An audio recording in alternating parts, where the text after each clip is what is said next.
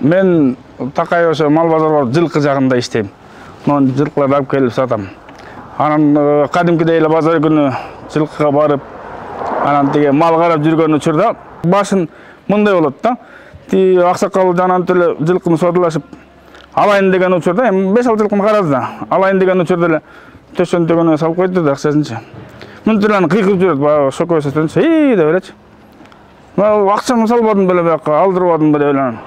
Андай учурда деген бат көп ойлор келип кетет да. Анан кийин эмне болот, мен 4-күнү эл чакырып койбодум беле, балам маш берме келем дегенде, ошо жерде тегерчетте балдар ого эле чуркап келе. Ата эмне керек, эмне керек?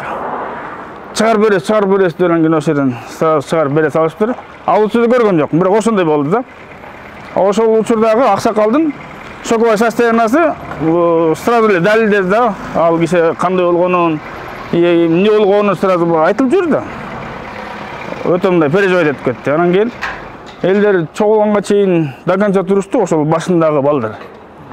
Башын уккан балдар до конца аягына чейин туруп чогултуп беришти. Ошол жердеги балдар, мен айтып коеюн, Урмат, Мурат, Турат деген 3 тууган кочкорлук балдар. Анан токмоктук балдар да бар ал жерде.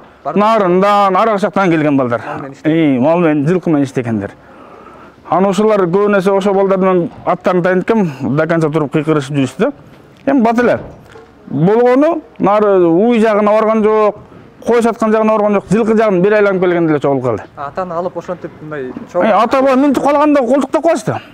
Колдуктап калып эле, анан кийин бул сөз менен сооротуп элеп, ошо неме айтышты да. Чыгарып берес деши эле. Анан ошо бул атанын состояниясын сразу көрдү дагы. 1000 сом, 2000 сомдон чыгарышып уже неме айтып калды. Анан эле мына 56 000 болду деген угуп калып эле ойлонуп калдык. Да, баа чыгардык да. Улам эле ошентип тегерчеттен чогулуп атат. Анан жок дегенде бир эми 120 000 жоготту деди да. Жок дегенде бир 100 000 болуп калса экен деп ойлонуп койдук. Бат эле жарым саатка жетпей 117 000 сом акча чогулуп калды элден. Бири 2000 берди, бири 1000диктер көп. 2000диктер эми азыраак.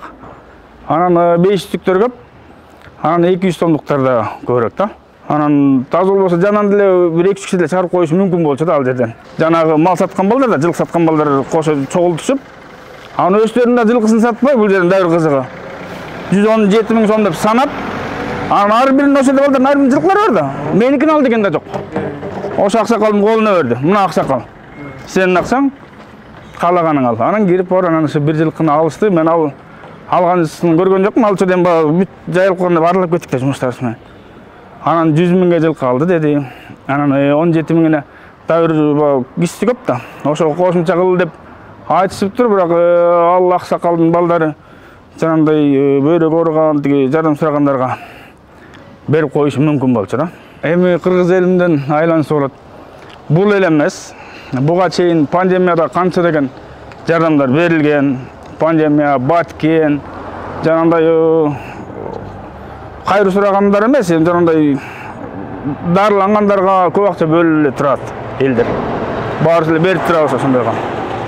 Ошо кыргыз эл кеңпей эл, эң сонун эл. Анан могу соц тармактарга ушундай жакшы нерселерди көбүрөөк таралганын каалайм да. Анан жанагындай болбогон бир жаман нерселерди таратат.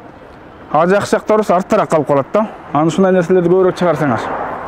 Жаман нерсени баша токтотуп эле койсуңар соц тармактарга.